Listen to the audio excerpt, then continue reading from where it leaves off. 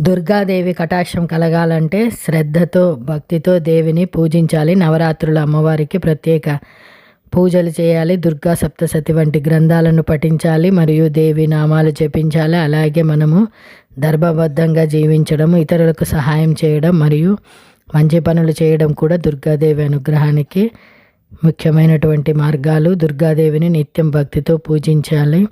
దేవి శరన్నవరాత్రి సమయంలో దేవిని వివిధ రూపాల్లో పూజించి ప్రసన్నం చేసుకోవాలి. ధర్మబద్ధమైనటువంటి జీవితం గడపాలి.